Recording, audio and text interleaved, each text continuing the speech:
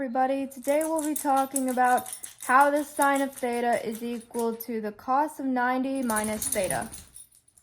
So we have our triangle here. We have three different angles which we do not know. We have theta, and then the angle opposite to it is alpha, and then there's 90 degrees. Theta could be any size. It could be this big, it could be this big, or it could be right here in the middle. But just know that all of the angles have to equal to 180 degrees. Therefore, theta plus alpha is equal to 90 degrees because we already know that the third angle is equal to 90 degrees. So that's why we call this angle theta prime, because it's just 90 minus theta.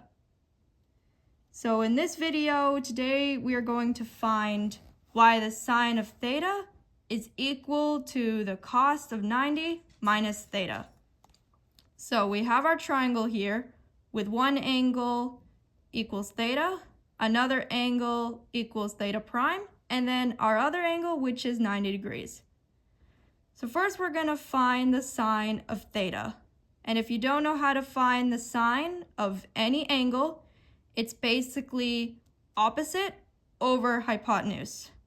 And if you don't know what that is, you can look at my other videos and I'll explain all about it. So we have three sides that we gave names: x, y, and z. Z being our hypotenuse. So we're going to look at the opposite of theta, which is y, and then we're going to look at the hypotenuse, which is z. So we have the sine of theta is equal to y over z. Now let's find the cos of theta prime. So we're going to take our cos of theta prime. We're going to look at the adjacent, which is the angle next to the, which is the side next to the angle. In this case, it's y. And then it's also the hypotenuse. It's over the hypotenuse, which is z. So it's cos of theta prime is equal to y over z. Now we're going to find the sine of theta prime. So we're going to look at our sine of theta prime. We're going to go to the opposite of it, which is x. And then we're going to look at the hypotenuse, which is z again. So we have x over z. Sine of theta prime equals x over z. Now let's find the cosine of theta. So we go to the adjacent, which is x, and then we go to the hypotenuse, which is z. So we have the cosine of theta equals x over z. Now, do you guys see a pattern here? If you look very carefully, the sine of theta is equal to the cosine of theta prime, and the sine of theta prime is equal to the cosine of theta.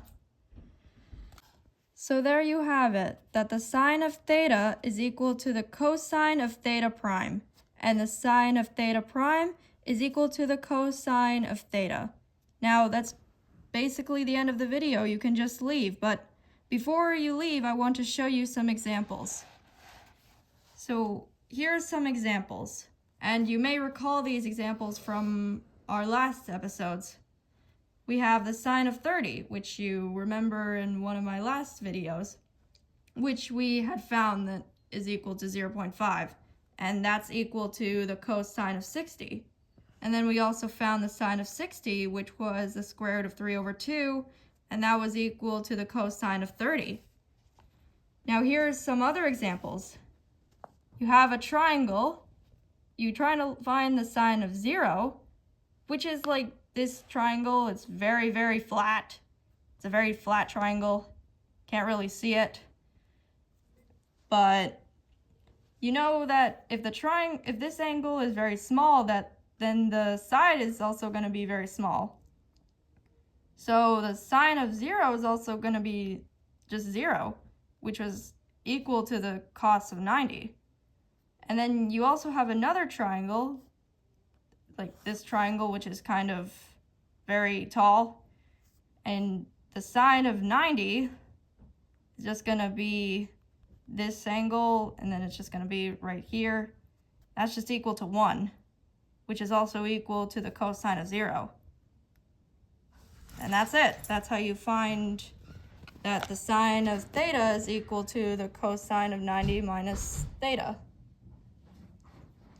And also there are some other examples. Any random number, it will always be the cosine of theta prime minus 90. Theta minus 90. 90 minus theta, excuse me. So the sine of theta is equal to the cosine of 90 minus theta.